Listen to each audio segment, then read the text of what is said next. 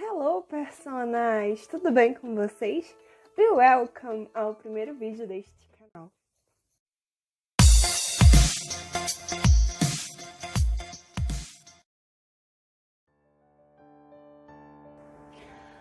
Prazer em conhecê-los, meu nome é Alana, eu tenho 17 anos no momento da gravação desse vídeo e eu achei que seria interessante trazer como primeiro vídeo do canal uma coisa que é recorrente na minha vida nesses últimos 6 meses, que foi a depressão. Eu tive depressão, não me considero 100% curada, mas uns 75% com certeza, porque já faz 3 meses desde o diagnóstico e eu tenho mais ânimo para fazer as coisas. Mas calma, que eu já vou chegar nessa parte da história. Bom, gente, eu só queria falar duas coisas antes de começar de fato a contar minha história, que é, se você se identificar em algum momento com alguma coisa que eu disser nesse vídeo, procure ajuda. Porque você pode pensar que você tem força, mas uma hora essa força vai embora, é inevitável, e aí você precisa de alguém para estar lá te dando suporte. E a segunda coisa é para você já se inscrever e deixar o seu like, porque tá sendo difícil gravar esse vídeo. Eu tô gravando e regravando milhares de vezes para conseguir ter um resultado, porque eu sou perfeccionista acima de tudo. E é complicado pra mim achar uma coisa boa. Então, se eu tiver postado esse vídeo, é porque realmente eu achei que ficou bom. Então, já dá um like aí pra me ajudar. Beleza, vamos começar a minha história. Bom, gente, tudo começou quando eu comecei o ensino médio. O ensino médio foi uma das partes mais difíceis da minha vida, ainda está sendo uma das principais razões para os meus ataques de ansiedade, que eu comecei a ter ansiedade porque eu saí de um colégio em que eu tinha 8 matérias e saía meio-dia, para um colégio em que eu tinha 20 matérias e saía 5 horas da tarde. E era complicado, gente, não vou mentir não, era muito difícil.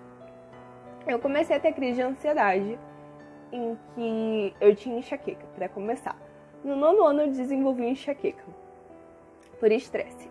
E aí eu ia no neurologista, mas ele era muito longe da minha casa, então eu acabei não prosseguindo com o tratamento. Uma coisa que não recomendo, porque tratamentos são muito importantes. E aí, no primeiro ano, foi quando a coisa começou a desandar mais ainda, porque as ansiedades começaram a ter crise de fato.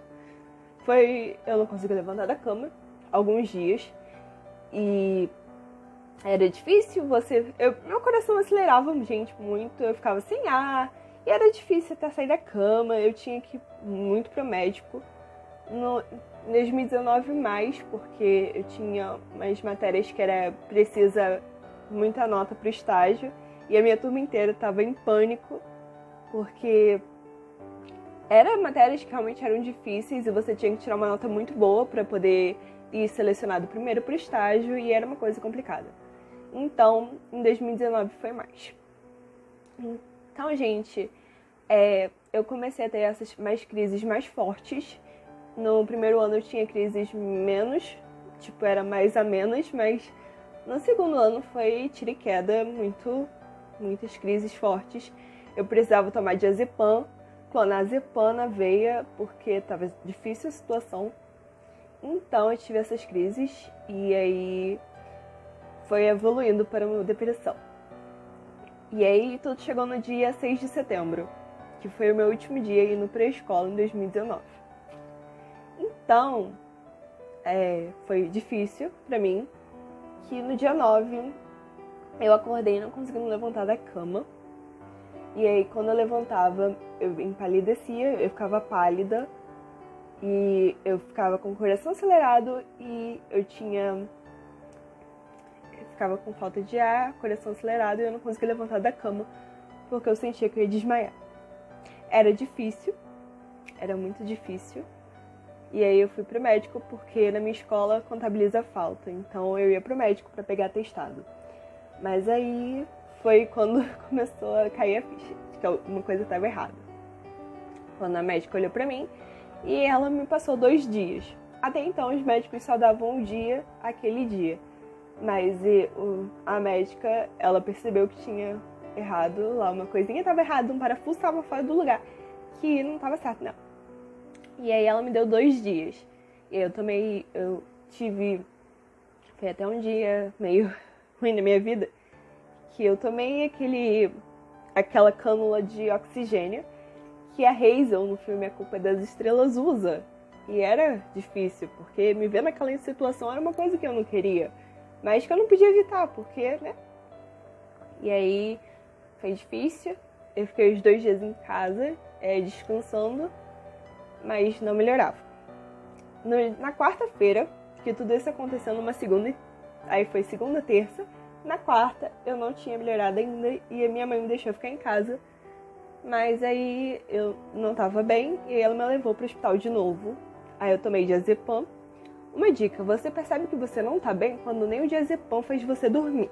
Então eu já fico preocupada se você toma diazepam de 50 miligramas e não dorme, ok? Beleza. E aí eu tomei diazepam e a médica, ela virou bem na minha cara e falou assim, me explica o que tá acontecendo. E aí depois que eu saí do consultório, que eu falei tudo, ela me deu um papelzinho pra deixar bem, levar pro psiquiatra, que ela tava suspeitando de depressão. E era uma coisa complicada, gente. Foi difícil. Na quinta-feira, à noite, que era quando o doutor tava finalizando as consultas, que eu cheguei lá exatamente no momento que a última paciente dele tava saindo, e aí eu virei pra ele e falei tudinho que tava acontecendo. Que eu tava tendo alguns pensamentos que eram errados, de tirar a própria vida, que eram bem frequentes, assim, na cabeça de uma pessoa depressiva, é bem frequente, muito frequente, põe frequente nisso. E aí, gente, eu expliquei pra ele, naquele dia eu derramei em lágrimas, eu fiquei totalmente mal, porque é terrível a situação, é terrível, terrível e põe terrível nisso. Que aí ele diagnosticou a depressão. E aí foi uma caminhada, uma longa trajetória. E aí, gente, começou o tratamento em que ele me dava vários dias de como é que é o nome? De licença da escola. Eu comecei a ter estudo domiciliar.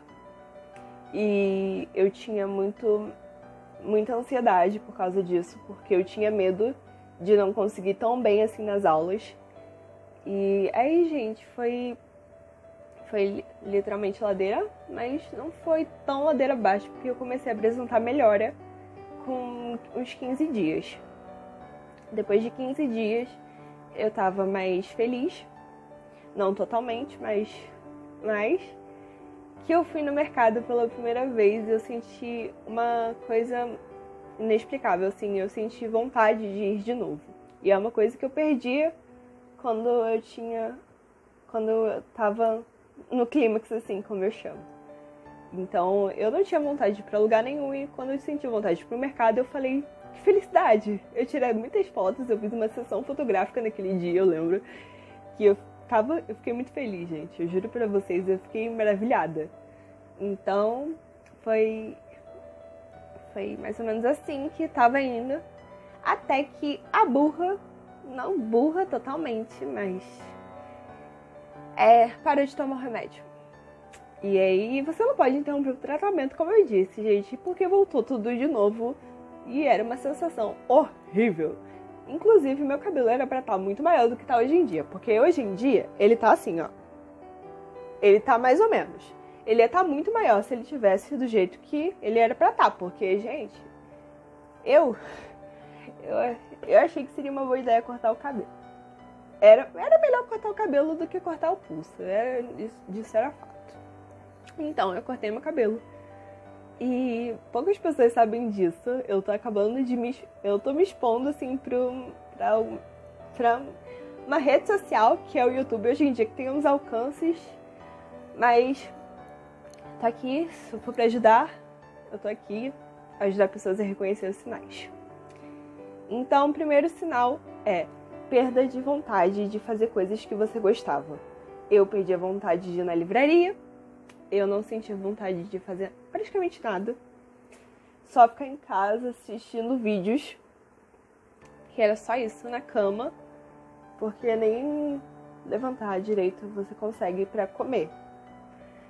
Perda de apetite também é um dos sinais. O terceiro sinal é falta de atenção. Eu não consigo me recordar muito bem de algumas vezes, porém eu lembro de algumas situações da minha cabeça que eu não conseguia prestar atenção na aula. E hoje eu vejo que tudo isso era da depressão e eu não tinha me ligado ainda.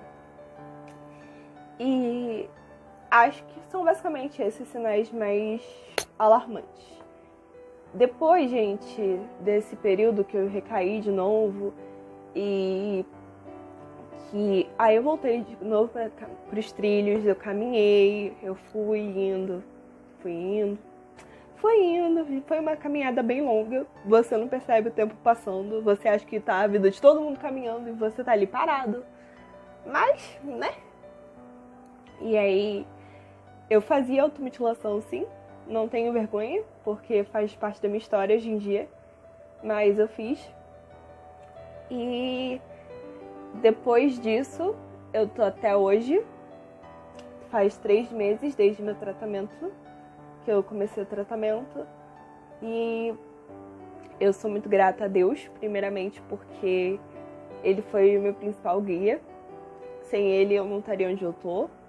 E aos meus pais, ao psiquiatra, que eu tive 2 ou 3 no percurso inteiro, porque o que eu fazia tratamento há alguns anos, ele se desligou da rede. E isso foi um baque assim pra mim, porque voltar a confiar em uma pessoa é complicado. Então, eu tive 3 psiquiatras. Esse que se desligou da rede, eu sou muito grata a ele. E teve outro que eu fui só em uma consulta. E essa agora é a psiquiatra que eu tô, que é muito fofa. E eu adorei demais, gente. Juro pra vocês. E a minha psicóloga, que eu sou literalmente muito grata por tudo que ela me aconselha, sabe? Eu chego lá em prantos e ela consegue me dar um sorrisinho. E aos meus pais de novo, porque eu sou muito grata a eles. E, bom, gente, eu tô seguindo o tratamento fiel lá. Às vezes dá umas crises de pânico, porque eu tive pânico de andar em multidões. Eu ainda tenho, não posso mentir. Eu tenho pânico se eu vou num lugar aqui no centro da minha cidade. No centro não, que é tipo um centro comercial que se chama Campo Grande. E que lá vive cheio. Então eu tive algumas crises lá. E é difícil, é bem difícil. Eu falo muito difícil, mas que descrever isso é complicado. É até difícil pra falar. Foi uma situação que eu não quero que ninguém passe, porque é difícil. Você não tem confiança em si mesma, a sua autoestima vai lá embaixo, mais baixo que o chão, e você não se sente nada. Eu fazia piadas de que eu era um lixo e que era difícil. Mas vir aqui hoje e falar assim, conseguir falar, é muito bom. Se esse vídeo não for ao ar, pelo menos eu vou ter uma recordação pra guardar pra mim. Não de uma coisa, eu não acho que seja bom. Foi a pior experiência que eu vivi na minha vida. Mas saber que eu superei isso é muito bom. E eu espero do fundo do meu coração que, assim como eu, as pessoas consigam, que estão passando por isso, consigam também passar, sabe? E é isto. Eu acho que eu falei tudo que eu tinha pra falar. Esse vídeo não é pra rir, mas também não é pra chorar. É pra ficar grato pela vida que a gente tem e pra não se esforçar demais. Eu fui ao meu limite na escola. Eu ia dormir meia-noite, acordava 4 horas da manhã e eu tinha uma hora que isso ia acontecer. Como o meu médico disse, era inevitável, era só questão de tempo. Então, é isto. Um beijo e até o próximo vídeo, porque agora eu comecei essa vida aqui de YouTube. Não pretendo ser famosa, até porque, gente, por favor, não divulguem demais esse vídeo, porque eu não quero muitos números aqui, senão eu vou surtar, ok? Fazendo piadas à parte, gente, não é pra vocês acharem que isso vai acontecer de fato, não. Se acontecer, eu vou ficar feliz, se não acontecer também do mesmo jeito. Mas é isto. Eu espero que vocês tenham gostado do meu relato. E é isso. Um beijo e até mais.